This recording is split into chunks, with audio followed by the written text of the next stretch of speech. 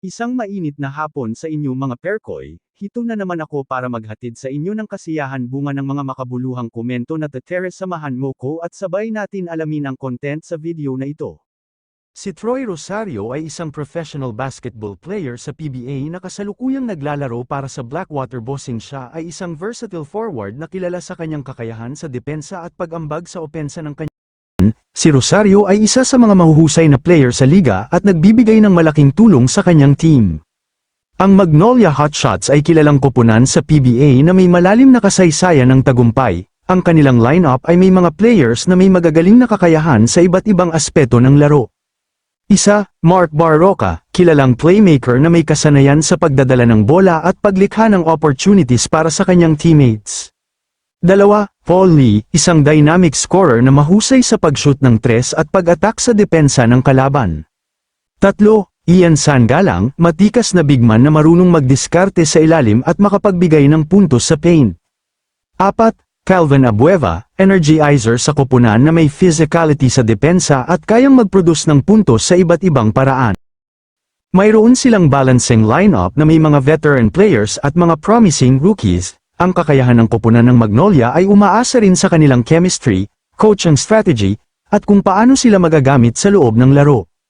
Ang Blackwater Bossing ay isang koponan sa PBA na mayroong ilang katangian at kakayahan. Isa, youthful energy. Ang koponan ay kilala sa pagkakaroon ng mga young and talented players na may energy at passion sa laro. Ito ay nagbibigay ng potensyal na maabot ang mataas na antas ng tagumpay sa hinaharap. Dalawa, depth at bench players. Bagaman hindi sila isa sa mga pinakamalalakas na koponan sa liga, may mga bench players sila na maaaring magbigay ng malaking tulong sa opensa at depensa kapag kinakailangan. Tatlo, defensive intensity. Ang Blackwater ay kadalasang nagpo-focus sa kanilang depensa upang kontrolin ang galaw ng kalaban at makalikha ng opportunities sa opensa. Apat, development ng bagong players. Dahil sa kanilang kabataan, ang koponan ay may potensyal na mag-develop ng mga young players na maaaring maging key contributors sa hinaharap. 5. Coaching strategy. Ang koponan ay umaasa rin sa kanilang coaching staff para sa tamang pagtutok sa laro, pag-develop ng mga player,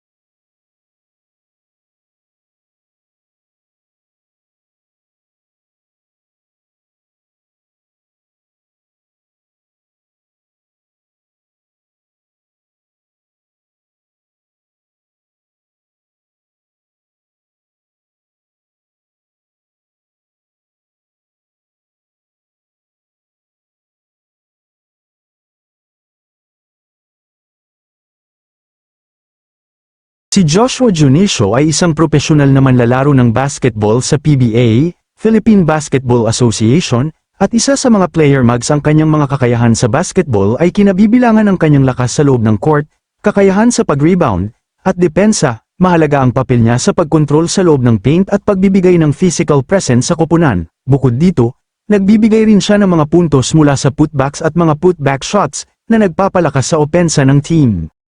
Si Ian Sangalang ay isang mahusay na basketball player mula sa Magnolia Hotshots ng PBA, Philippine Basketball Association. Isa siya sa mga key players ng koponan at kilala sa kanyang versatility at skills sa loob ng court. Narito ang ilan sa mga kakayahan ni Ian Sangalang.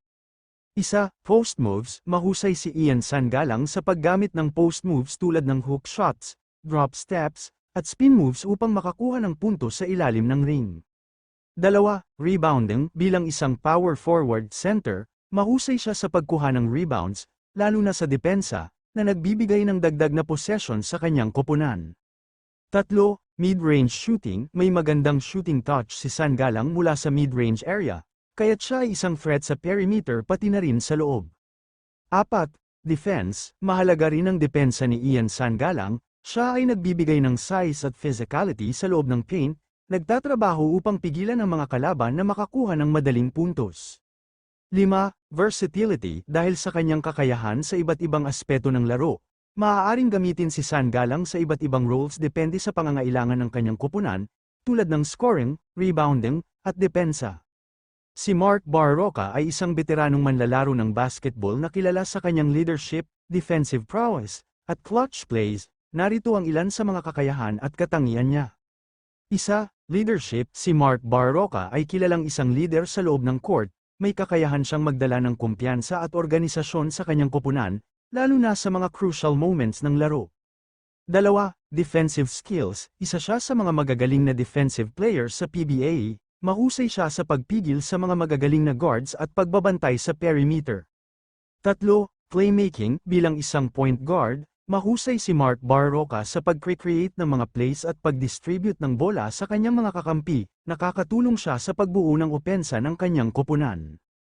Apat, clutch performer. Kilala rin siya sa kanyang kakayahan na mag-deliver ng mga crucial baskets at plays sa mga mahahalagang yugto ng laro. Madalas siyang nakikita sa mga clutch moments, lalo na sa mga playoffs at championship games.